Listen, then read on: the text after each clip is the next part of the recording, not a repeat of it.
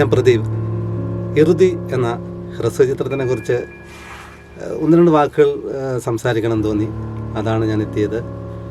നമ്മൾ ഈ സാമൂഹിക പശ്ചാത്തലത്തിൽ, നമ്മുടെ കൊച്ചു കേരളത്തിൽ നമ്മൾ ന്യൂസിന് വളരെ പ്രാധാന്യം കൊടുക്കുന്നത്.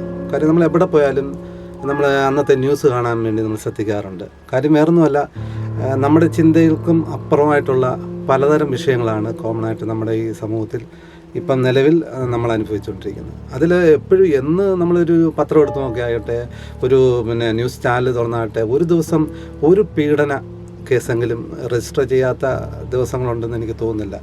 അപ്പം അതിൻ്റെ വ്യാപ്തി എത്രത്തോളം ആയിരിക്കണം? ആ ഒരു പീഡന കേസിൻ്റെ മാത്രം വാർത്ത നമ്മുടെ മാധ്യമത്തിൽ വരുമ്പോൾ പുറലോകം അറിയാത്ത എത്രയോ സംഭവങ്ങൾ നടക്കുന്നു.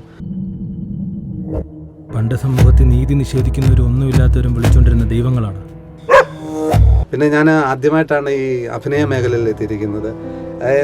എല്ലാവരും പോലെ തന്നെ ഉള്ളിൻ്റെ ഉള്ളിൽ അഭിനയിക്കണമെന്ന് എന്നാഗ്രഹമില്ലാത്തൊരു വളരെ ചുരുക്കമായിട്ട് കാണത്തുള്ളൂ.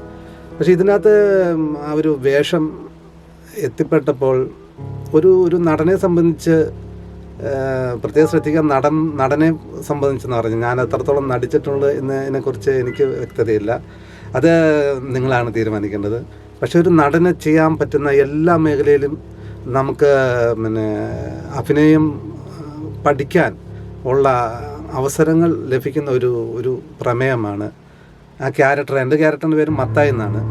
അതിൻ്റെ നിങ്ങൾക്ക് അത് കാണുമ്പോൾ അറിയാം, വ്യത്യസ്ത തലങ്ങൾ കൂടെയാണ് ഇതിൻ്റെ കഥ എൻ്റെ സംവിധാനം പറഞ്ഞു വരിക്കുന്നത്.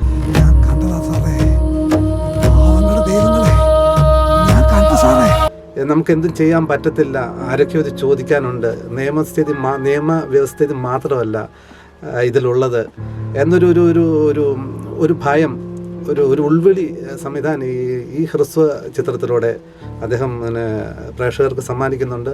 അത് എത്രത്തോളം നിങ്ങളിലേക്ക് എത്തുമെന്നുള്ളത് നിങ്ങളത് കാണണം, കണ്ടിട്ട് നിങ്ങൾ വിലയിരുത്തണം, നിങ്ങളതിനെക്കുറിച്ച് സംസാരിക്കണം.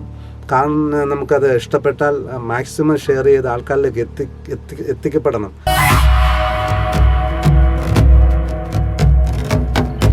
ഒരു സാമൂഹ്യ വിപത്തിനെതിരെ അതിശക്തമായി കഥ പറയുന്ന ഒരു ഷോർട്ട് മൂവിയാണ്. വളരെ ഭംഗിയായിട്ട് തന്നെ ഡയറക്ടർ അതിനെ വിവരിച്ചു തന്നിട്ടുണ്ട്.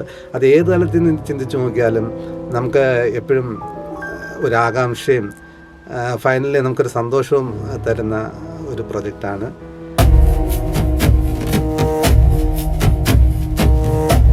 ഇറുതി, ഇതിലെ എൻ്റെ ക്യാരക്ടറിൻ്റെ പേര് മത്തായി എന്നാണ്. മത്തായിയെക്കുറിച്ച് പറയുകയാണെങ്കിൽ ആ ക്യാരക്ടറിലേക്ക് എത്തപ്പെട്ടത് എന്ന കാര്യം കൂടെ നമുക്ക് പറയേണ്ടിയിരിക്കുന്നു. ഇപ്പം എന്നെ സംബന്ധിച്ച് എനിക്കൊരു റെക്കോർഡിംഗ് സ്റ്റുഡിയോ ഉണ്ട്. അപ്പം ഒരു ദിവസം ഡയറക്ടർ ശ്രീലാൽ, ഇതിൻ്റെ ഡയറക്ടർ ശ്രീലാൽ ശിവരാമപ്പണിക്കരാണ്. എൻ്റെ ഒരു സുഹൃത്തു കൂടെയാണ്, വർഷങ്ങളായിട്ട് എനിക്കറിയാം. എൻ്റെ സ്റ്റുഡിയോയിൽ ഒരു ഡബ്ബിങ്ങുമായിട്ട് ബേസ് ചെയ്ത് ഈ ഷോർട്ട് ഫിലിമിൻ്റെ ഒരു പാർട്ട് ഡബ്ബിങ്ങുമായിട്ട് നമ്മുടെ സ്റ്റുഡിയോ വന്നായിരുന്നു. അപ്പോൾ ആ പ്രോജക്റ്റ് ഞാൻ കണ്ടെന്ന് പറഞ്ഞാൽ എനിക്കത് വളരെ ഇഷ്ടപ്പെട്ടു. ആ ഏകദേശം ഒരു പാർട്ടായിരുന്നു, എനിക്കൊരു 5 മിനിറ്റ് ഉണ്ടായിരുന്നു എന്ന് തോന്നുന്നു. അപ്പോൾ അത് കണ്ടപ്പോൾ തന്നെ നമുക്ക് അദ്ദേഹത്തിൻ്റെ ഒരു ചിന്ത, ആ തോട്ട്, ഉദ്ദേശിക്കുന്ന ആ ചിന്തകൾ ആ ഫ്രെയിമിൽ ഉണ്ട് എന്ന് എനിക്കത് തോന്നി.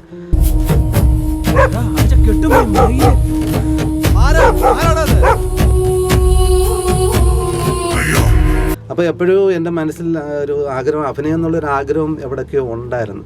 അപ്പോൾ ഞാൻ തന്നെ നേരിട്ട് ഡയറക്ടറെ കണ്ടപ്പം ചോദിക്കുകയുണ്ടായി. വെറുതെ ഒരു ടൈം പാസ്, ഒരു തമാശ എന്ന രീതിയിലാണ് ചോദിച്ചത്. എനിക്ക് അവിടെ ഒരു വേഷം ഇതിൻ്റെ അകത്ത് ഇല്ലയോ ശ്രീലാൽ എന്നാണ് ഞാൻ ചോദിച്ചത്.